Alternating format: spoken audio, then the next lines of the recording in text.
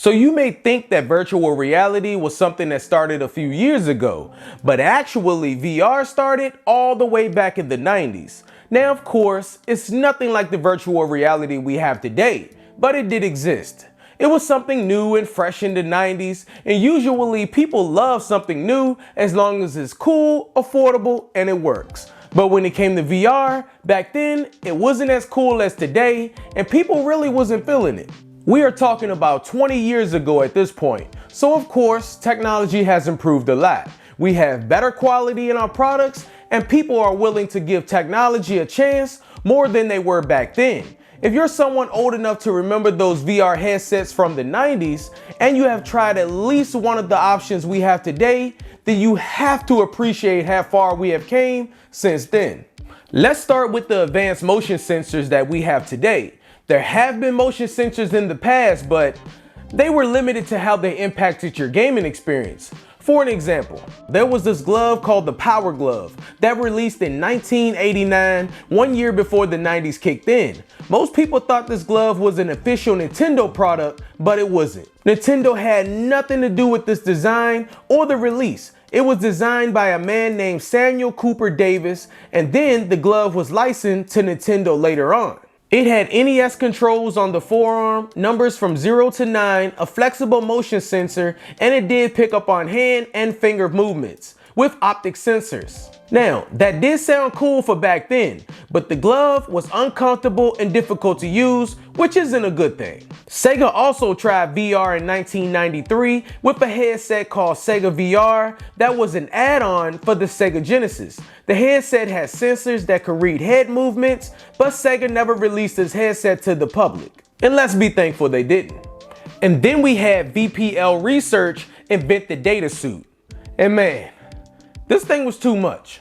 It was a full body suit of sensors that picked up on leg and arm movements, and this was so crazy that VPL Research filed for bankruptcy right after this.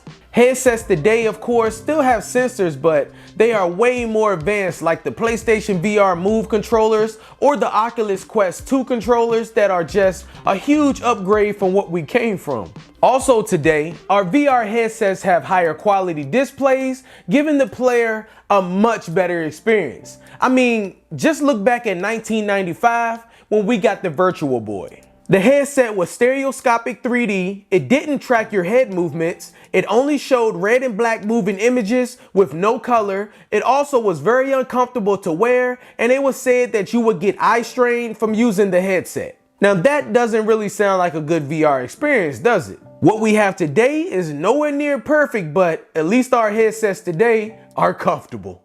These have great displays, improved lenses, vivid colors, comfort, better lasers, just everything basically. And it's only getting better with every new release as far as comfort, battery life, flexibility of movement and motion controls, and I can't wait to see what the future is going to bring us with VR. As well as the games, they're only going to get better right along with the headsets. I mean, come on, we came from games such as Pac-Man VR, Buggy Ball, and 3D Tetris, to now games such as Super Hot VR, Beat Saber, and my favorite, Half-Life Alyx.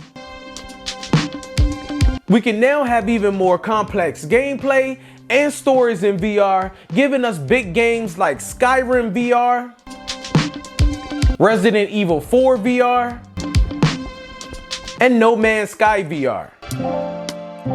Oh yeah, and how could I forget about all the fitness games that are on VR as well? So if you don't feel like going to the gym, well, you have a few options of fitness games as well. So save your money on getting that gym membership, put on a headset, and get your workout right at home.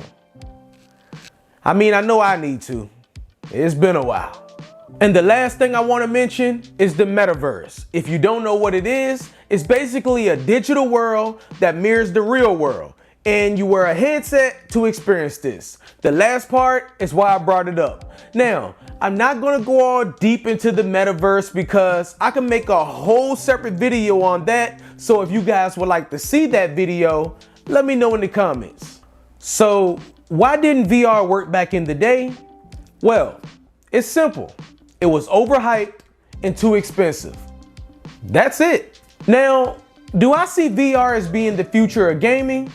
Honestly, I don't know. But I will say things are good now.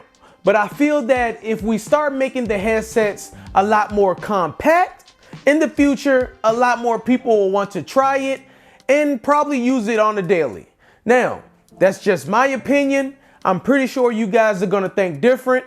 Once again, let me know what you think in the comments about the future of VR. Thank you guys for watching, and I will catch you in the next one. Peace. But it doesn't stop at helmets. Electronic gloves and suits have been added to gear worn by virtual realists in California. The computer images can then follow all sorts of body movements and even let you handle virtual objects. I'm going to try this new switch. See if I can turn on the fan. You can move around buildings, perhaps before they're actually constructed, just by pointing to the place you want to view from. Even car designers could test drive new models before committing themselves to the real thing. The technique, as we showed on last week's program, could also be used to remotely control a robot, perhaps in space.